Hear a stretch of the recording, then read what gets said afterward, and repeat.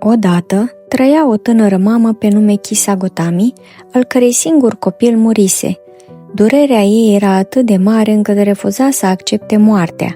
Își ținea copilul neînsuflețit în brațe și mergea din casă în casă implorând pe oricine întâlnea. "Vă rog, dați-mi un medicament care să-mi readucă fiul la viață." Oamenii o priveau cu compasiune, dar nimeni nu putea face nimic. Unii plângeau împreună cu ea, alții spuneau să accepte ceea ce nu putea fi schimbat. Însă ea nu putea auzi nimic prin vălul durerii sale. În cele din urmă, cineva i-a spus: "Mergi la Buddha, poate el te poate ajuta." Plină de speranță, femeia a alergat la Buddha și i-a spus: "Te rog, înțeleptule, spune-mi cum să-mi salvez copilul." Buddha a privit-o cu blândețe și i-a răspuns: "Pot să te ajut, dar mai întâi trebuie să-mi aduci un pumn de semințe de muștar dintr-o casă în care nimeni nu a murit vreodată." Femeia a simțit că îi se aprinde din nou speranța. A luat copilul în brațe și a pornit imediat prin sat. A bătut la prima ușă. "Vă rog, îmi puteți da o sămânță de muștar? Dar trebuie să fie dintr-o casă în care nimeni nu a murit." Oamenii au spus: "Avem semințe de muștar, dar aici a murit bunicul nostru." A mers la altă casă. "Da, îți dăm semințe, dar sora noastră a murit anul trecut." La următoarea: "Și noi am pierdut un copil."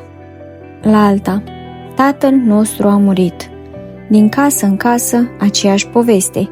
Pretutindeni exista moarte, pretutindeni exista despărțire, pretutindeni exista durere.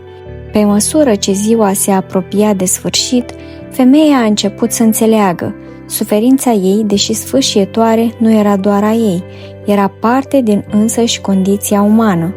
S-a așezat în liniște, ținându-și copilul pentru ultima dată și pentru prima dată a plâns nu doar pentru fiul ei, ci pentru toți cei care iubesc și pierd. Apoi a îngropat copilul și s-a întors la Buddha cu mâinile goale. "Nu am găsit nicio casă neatinsă de moarte," a spus ea încet. "Acum înțeleg."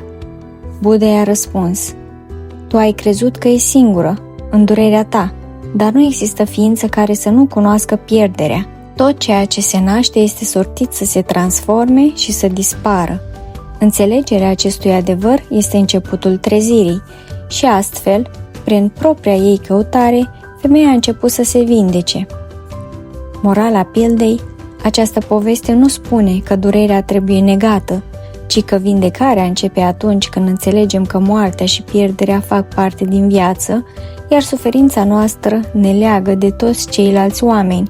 Buddha nu i-a luat durerea, ci a condus-o spre o înțelegere mai profundă, că iubirea adevărată include și acceptarea impermanenței.